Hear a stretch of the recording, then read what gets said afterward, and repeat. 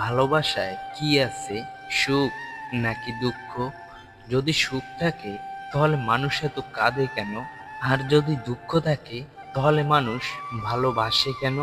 লক্ষ্য পূরণের প্রতি দুটি জিনিস অবশ্যই আসবে। প্রথমটি হলো বাধা, দ্বিতীয়টি বদনাম।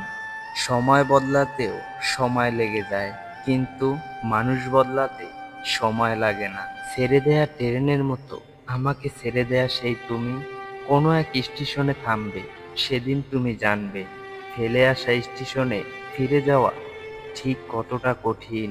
ভালোবাসা ও বন্ধুত্ব যদি সঠিক মানুষের সাথে হয় তাহলে জীবন বদলে যায়, আর যদি ভুল মানুষের সাথে হয় তাহলে জীবন শেষ হয়ে যায়।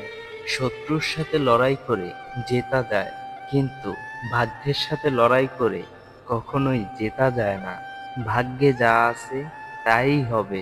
জীবনে সমস্যার প্রয়োজন আছে, সমস্যা আছে বলেই সাফল্যের এত স্বাদ। মোমবাতি হওয়াটা সহজ ব্যাপার নয়, আলো দেওয়ার জন্য প্রথমে নিজেকেই পুড়তে হয়। তুমি সবার প্রিয় কখনোই হতে পারবে না, কারণ তুমি মানুষ, কোনো টাকা নও। প্রিয়জন তো সে যে কখনোই তোমার সম্মানকে ছোট হতে দেয় না, বরং সকলের কাছে তার ছায়ার মতো তোমাকে আগলে রাখে। সে কখনোই তোমার বন্ধু হতে পারে না যে তোমার সম্মানটাকে নিচে নামিয়ে দেয়। যখন ভালোবাসা কারো প্রতি বেশি হয়ে যায়, সেই ভালোবাসা সুখের চেয়ে কষ্টই বেশি দেয়। সবাইকে নিজের কষ্ট দেখাতে যাবেন না।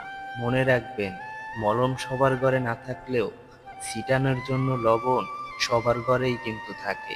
একদিন হঠাৎ করে মরে যাব, টিপটাপ বৃষ্টিতে আমার কবরটা ভিজে যাবে, ছাতা ধরার মানুষ থাকবে না। জীবনে কখনো কোনো সম্পর্কের জন্য কাঁদা ঠিক নয়, কারণ আপনি যার জন্য কাঁদবেন সে আপনার অশ্রুর যোগ্য নয়, আর যে আপনার অশ্রুর যোগ্য হবে সে কখনোই আপনাকে কাঁদতে দিবে না। অতিরিক্ত এই পৃথিবীতে আজ যত আয়োজন, অর্ধেকটা তার মিশে মায়া, বাকি অর্ধেক প্রয়োজন। মানুষ আপনাকে নিয়ে কি বলল এই ব্যাপারটা এড়িয়ে চলুন, জীবনে অনেক ভালো থাকবেন। একটা নারীই পারে ছলনার দ্বারা কোনো পুরুষকে ধ্বংস করে দিতে, আবার একটা নারীই পারে ভালোবাসার দ্বারা একটা পুরুষকে সুন্দর করে গড়ে তুলতে। কথা বললে হয়তো মায়া বাড়ে, কথা না বললে মায়া কিন্তু কমে যায় না। আমাকে ভুলে যাওয়াটা অস্বাভাবিক কিছুই না।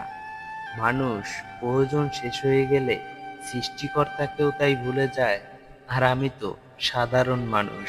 ভালোবাসা ও সম্মান, এই দুইটা জিনিস প্রিয় মানুষের কাছ থেকে পেলে এই পৃথিবীতে বেঁচে থাকার ইচ্ছাটা আরো বেড়ে যায়। যখন বুঝবেন আপনারই ভুল, তখন চুপ থাকার মানে হলো আপনি খুব জ্ঞানী। আর যখন আপনি ঠিক, তখন চুপ থাকার মানে হলো আপনি বিবাহিত।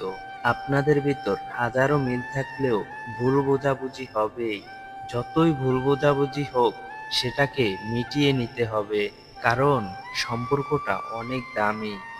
যেটা নিয়ে মানুষের মনে সবসময় হারানোর ভয় থাকে, সেই জিনিসটাই সব থেকে আগে হারিয়ে যায়। আমাদের ভিডিওটা আপনার ভালো লাগলে আমাদের চ্যানেলের অন্য অন্য ভিডিওগুলো দেখুন। ভালো লাগলে সাবস্ক্রাইব করে রাখুন।